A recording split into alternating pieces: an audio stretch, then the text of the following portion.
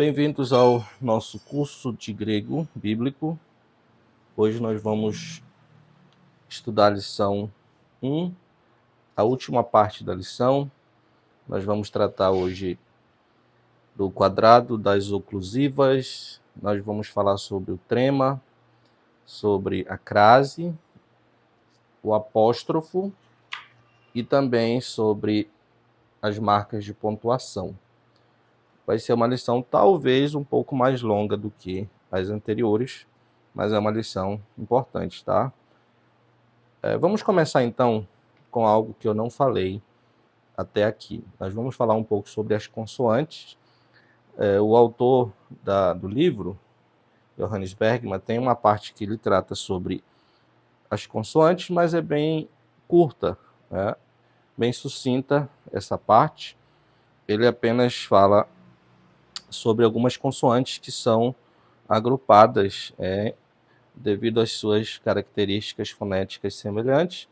E ele menciona aqui, então, as mudas que são divididas em 3 grupos: labiais, guturais e dentais. Essa classificação é importante e ela vai se tornar mais importante ainda mais para frente no nosso curso de grego bíblico. Então, eu creio que seria interessante você já ter uma noção a respeito dessas consoantes. Pelo menos você ter consigo esse quadrado aqui, que alguns autores, alguns gramáticos chamam de quadrado das oclusivas ou quadrado das mudas, como queira, tá? Essas consoantes podem ser chamadas de oclusivas ou mudas. Bergman chama elas de mudas, tá? Como é que funciona, então, esse quadrado e qual é a importância dele para o nosso estudo do grego? Esse quadrado vai dividir essas consoantes e vai prever como elas vão se comportar quando houver um encontro entre elas, tá? Como é que isso vai acontecer, então? O quadrado funciona da seguinte maneira. Nós vamos ter aqui nessas linhas, tá? Pelo menos aqui nessa parte nós vamos ter a localização. Vou já explicar para vocês. E aqui nós vamos ter os tipos de consoantes. Essa localização aqui se refere ao local onde o som é produzido. O som dessas consoantes é produzido. Então, nós temos as consoantes que são labiais, ou seja, o som é produzido nos lábios. Nós temos as dentais e nós temos as guturais. Tá? As labiais são aquelas que têm som produzido nos lábios, as dentais nos dentes e as guturais na garganta. Se você tem esse livro aqui, talvez você esteja estudando com esse material aqui, ele tem essa tabelinha, mas ela é um pouquinho diferente dessa aqui, tá? Eu recomendo que você escreva essa tabela e tenha ela para consultas, tudo bem? Então, aqui são os locais, mas você tem também os tipos de consoantes. Vocês têm as chamadas fricativas, sonoras. Você tem a oclusiva, ou muda, né? Surda, oclusivas surdas, e você tem as fricativas surdas, tá? Basicamente, isso aqui quer dizer o seguinte, que essas fricativas sonoras, elas... como é que esse som é produzido? Se aqui, o local aqui é como o som seria produzido, tá? A fricativa sonora indica que o som, ou o ar, melhor dizendo, passa com uma fricção e as cordas vocais estão ativas. As oclusivas surdas, elas indicam que o ar é bloqueado e depois solto, é como se fosse uma explosão, né? E não há vibração nas cordas vocais, por isso ela é chamada de surda. E as fricativas surdas são aquelas em que o ar passa com fricção, também quando ele é produzido, quando a consoante é produzida, mas as cordas vocais também estão silenciosas aqui, tá? Mas isso não importa tanto, o que importa é você registrar quais são essas consoantes. Então, nós temos aqui, deixa eu fechar aqui, senão vai... Nós temos aqui, então, o beta, tá? É uma labial, é uma fricativa sonora. Nós temos o delta e nós temos o gama. Nessa segunda linha, nós temos o pi, o tal e o kappa. E nessa terceira linha, nós temos o fi, o theta e o ri, certo? Então, nós temos aqui essas 9 consoantes que vão formar, então, esse quadrado das oclusivas. Como é que isso acontece, então? Vou dar um exemplo. Na verdade, eu vou dar 2 exemplos aqui para vocês. Nós temos, por exemplo, o verbo lego. O verbo lego, tá? Quando nós estudarmos o perfeito, o tempo perfeito, vocês vão ver que esse verbo vai receber um prefixo, le, e vai receber um sufixo, tai, na terceira pessoa do singular. Então, em tese, ele ficaria da seguinte maneira: le-le-gi-tai. Le-le-gi-tai. Em tese, ele deveria ficar dessa maneira aqui. Só que o que é que acontece? Nós temos aqui um encontro de 2 oclusivas, do gama e do tal.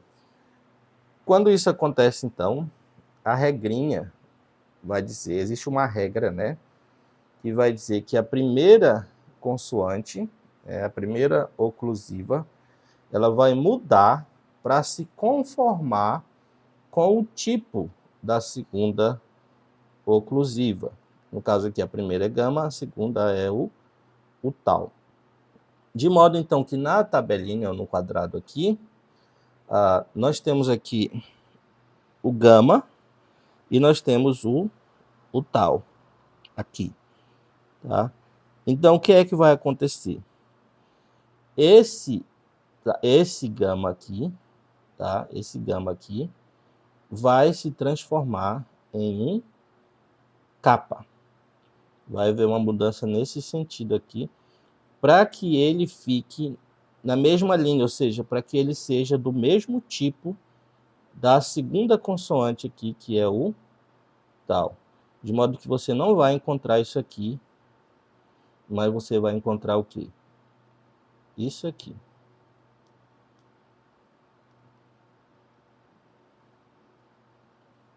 Lelektai, tá? Lelektai. Então, é dessa maneira que vai acontecer essa mudança. Eu preciso me preocupar com isso agora? Não. Mas o quanto antes você entender e tiver para referência isso aqui, melhor. Tudo bem? Então, uma outra palavra aqui, também desse verbo lego, é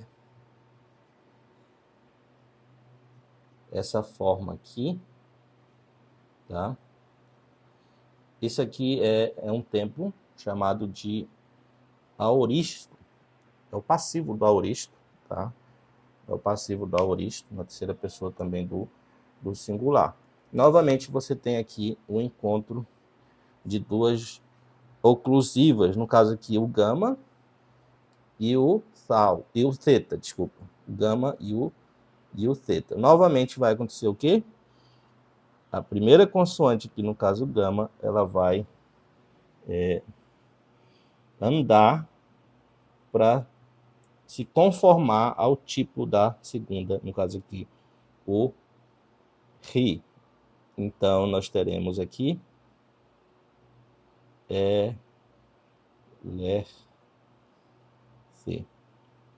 elerte, não elegte.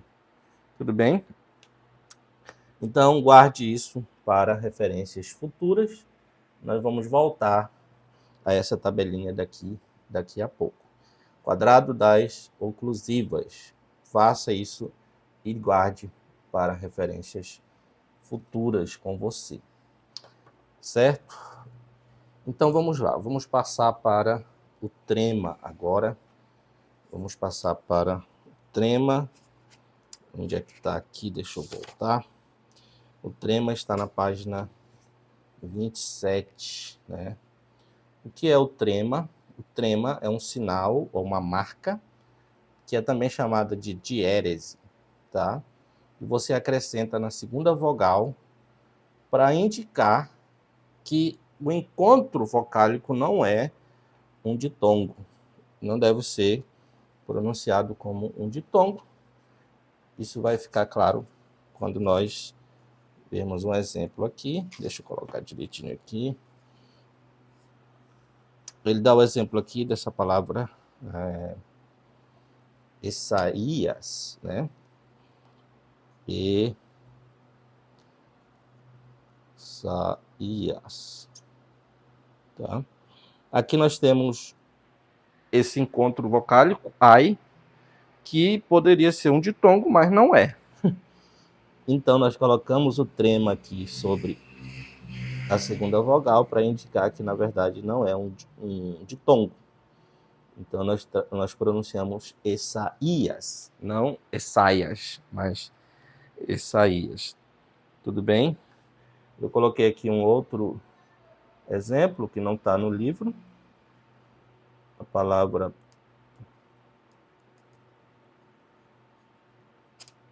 proisteme. Proisteme. Novamente, nós temos aqui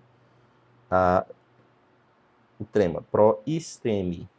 Para indicar que não é um ditongo. Muito simples, né? Trema é isso no grego, tá? Então, grave, memorize também. Ele também é chamado de diérese. E a crase? O que seria a crase, então?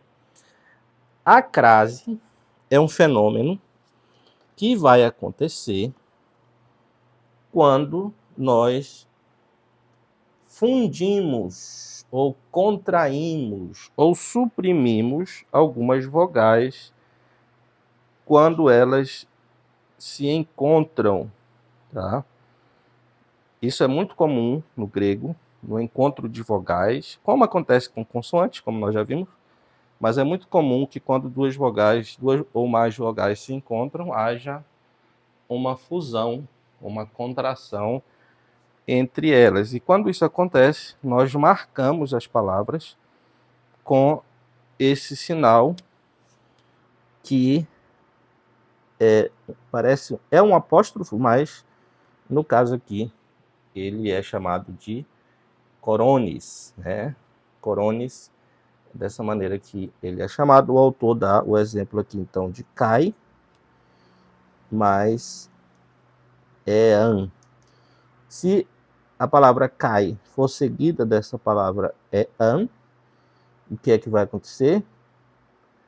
Elas vão fundir esse ditongo com o ea, e vai formar a palavra can.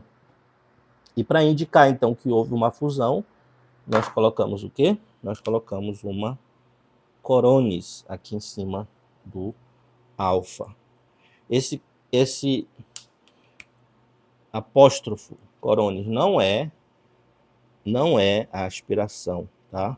Não é a aspiração branda, mas é simplesmente uma indicação de que houve aqui uma fusão dessas vogais. Uma fusão e, ao mesmo tempo, uma supressão dessas vogais. Então, não é uma aspiração aqui. Tudo bem? Isso é muito importante.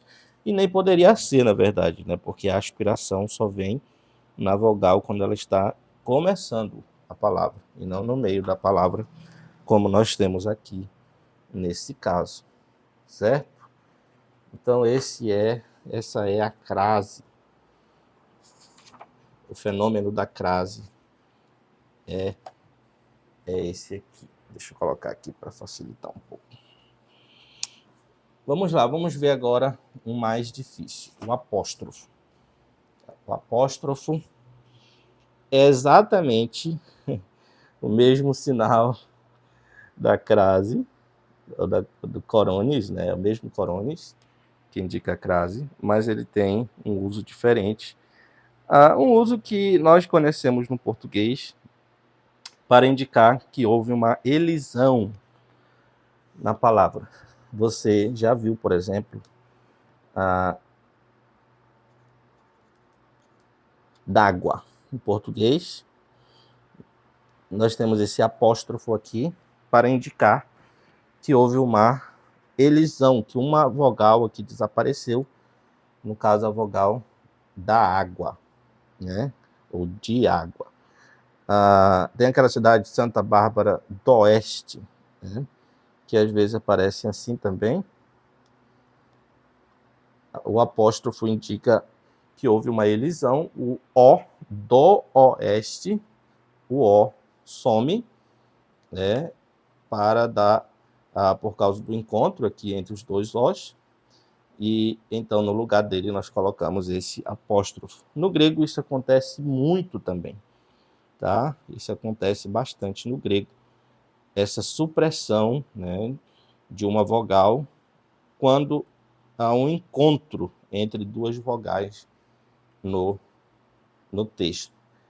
O autor não coloca aqui, mas eu gostaria de registrar algo importante, que aliás nós vamos usar aqui a nossa tabela, o nosso quadrado das oclusivos, porque esse encontro aqui geralmente acontece com preposições, tá?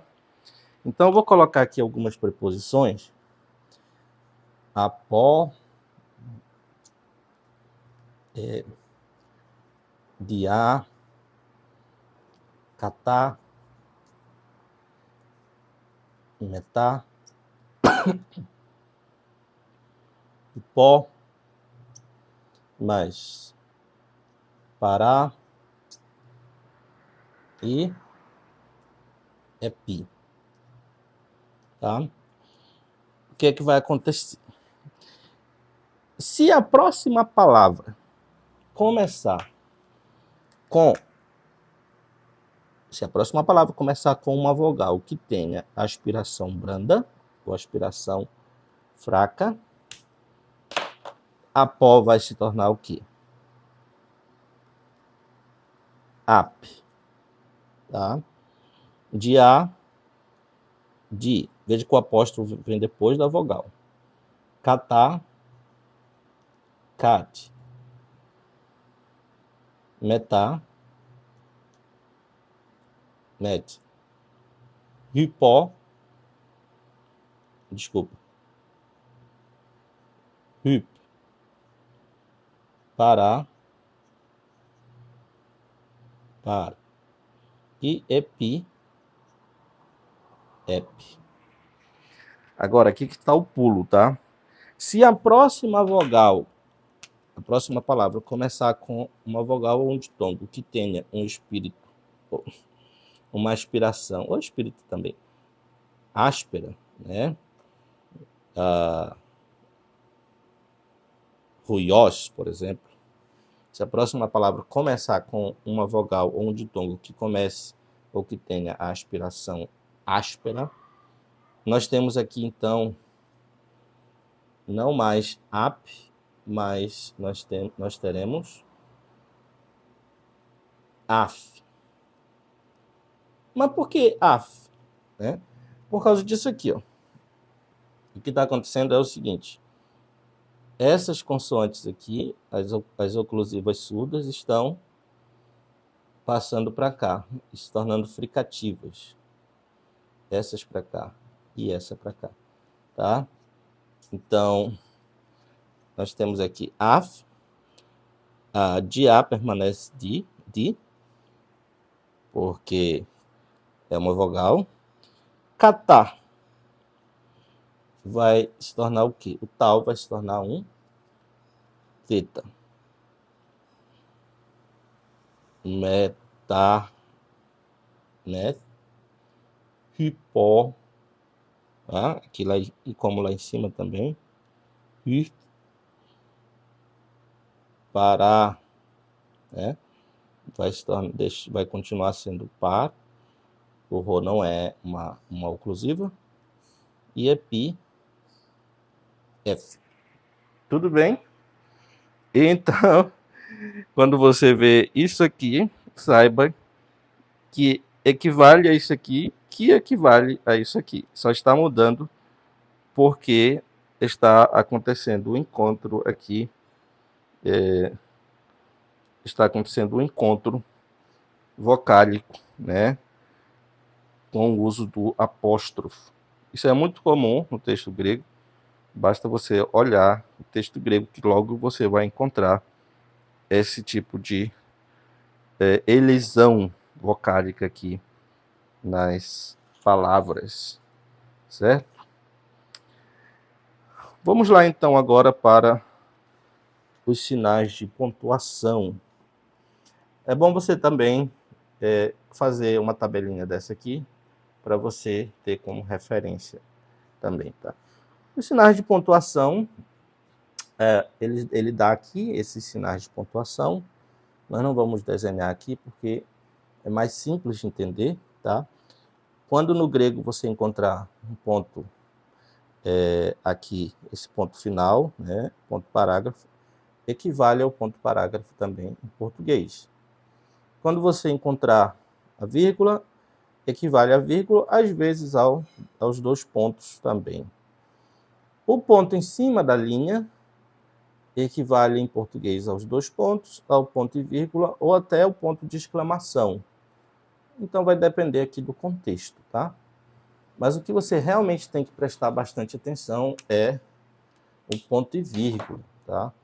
Porque o ponto e vírgula no grego, no texto grego, indica ou equivale ao ponto de interrogação em português. Essa pontuação é uma pontuação das edições modernas da Bíblia, do Novo Testamento grego. Você não vai encontrar nos manuscritos esses sinais.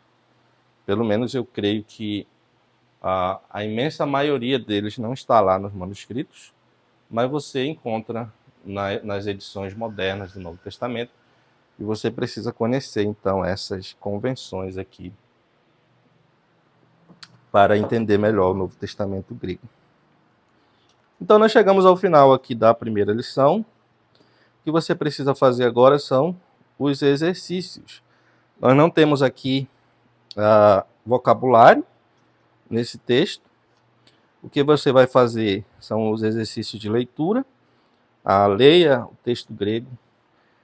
Compre o Novo Testamento grego. Aquele Novo Testamento vermelhinho da Sociedade Bíblica do Brasil, o BS5, é muito bom para quem está começando. Ele tem até mesmo um dicionário no final, né? Para quem pretende avançar e até o final se tornar um estudioso sério do grego, você vai precisar do Novo Testamento Nestle Aland. Eu creio que a versão atual é a versão 28, a 28ª. Esse que eu tenho aqui é a 28ª, mas ele vem com um texto também latino, tá? Você encontra esse, normalmente a capa azul, somente o texto grego. Esse aqui é um texto mais completo, com um aparato mais completo também, tá? Um aparato da crítica textual e com as referências aqui também, que são excelentes para você consultar. O que eu queria fazer, então, a gente pode ler aqui rapidamente esses textos que foram dados aqui. Nós temos aqui Panta ischio ento endinamunti me Christo. Hairete encurio pantote halin ero hairete. Que é aquela passagem que Paulo diz, então, alegrai-vos no Senhor sempre. Outra vez direi, né, alegrai-vos. Zetei te proton ten basileian tu theu, kai ten dikaiosinen autu, kai tauta panta prostethesetai humin. Então você precisa treinar essa leitura até você conseguir ler com facilidade o Novo Testamento grego. Um outro exercício bom de se fazer é o seguinte. Eu imprimi aqui, espero que dê para apreciar melhor. Eu imprimi aqui os 3 primeiros versos de Marcos, do Evangelho de Marcos, Catá Marcon, né? Evangelho segundo Marcos. O objetivo não é traduzir realmente, mas nessa fase inicial, o que você precisa fazer, um exercício muito bom para quem está começando, é identificar essas marcas, né? Esses sinais diacríticos, como são chamados. Todas as marcas que nós vimos já até aqui. Você vai encontrar algumas delas aqui nesse texto. Você, por exemplo, não pode chegar e ver esse sinalzinho aqui e não saber o que é isso, tá? Você tem que saber que isso aqui é um iota subscrito. Se você não souber, você precisa voltar para estudar novamente a lição, tá? Então, nós temos aqui diversas marcas, né? Nós temos arque, aqui a aspiração branda ou aspiração fraca, o acento grave, o acento circunflexo no tu. Nós temos aqui, novamente, a aspiração grave, que está na segunda vogal, porque aqui é um ditongo, tá? O que mais de interessante nós temos aqui? Aqui, a aspiração forte, né? Áspera, que faz com que você tenha que pronunciar ruiu, não uiu, mas ruiu, tá? O que mais de interessante nós temos aqui? Aqui, a palavra ressaía. O que é isso aqui? Trema, né? Que indica que nós não temos um ditongo aqui, mas sim um encontro vocálico apenas em ressaía, não ressaia, mas ressaía. Uma outra coisa interessante que nós temos aqui são essas duas palavras aqui. E do apostelo ton angelomo, angelomo. Isso é interessante, porque até quem já está avançado no grego, às vezes, tem dificuldade na hora de pronunciar isso aqui. Essa palavra aqui é uma das palavras enclíticas. Não sei se você lembra, mas é uma palavra que perde o acento para a palavra anterior. No caso aqui, essa palavra acaba ganhando um acento adicional, que deveria ser dessa. Mas a pronúncia, tá, é a pronúncia como se não tivesse esse acento aqui. Então, a pronúncia é angelomo, né? Tom angelomo, e não angelomo, tá? Mas tom angelomo. Aqui, novamente, o su perde o seu acento, só que a palavra anterior não ganha acento, tá? Prosopusu, certo? Então, essa é uma das palavras enclíticas. E essa aqui é uma palavra proclítica. Aquelas palavras que não têm acento. Se eu não me engano, ele disse na lição que eram 10 palavras que não tinham acento no grego. E essa aqui é uma delas, tá? É uma preposição, tá?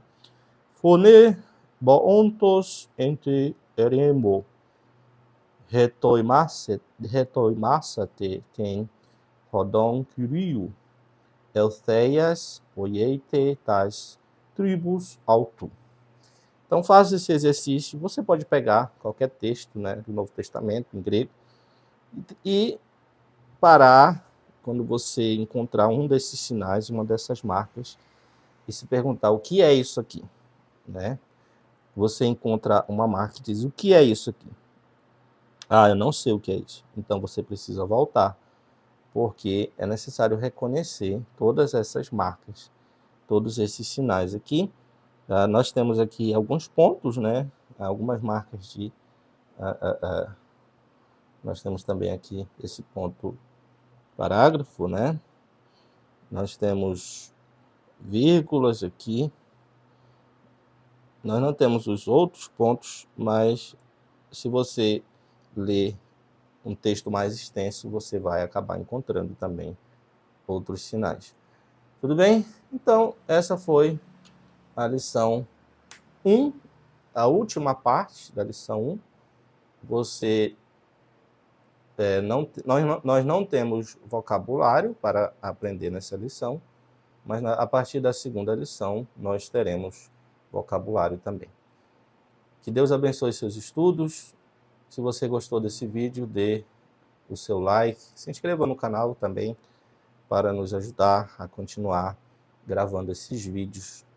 Na semana que vem, se Deus quiser, a gente vai postar a lição 2 também desse curso de grego bíblico.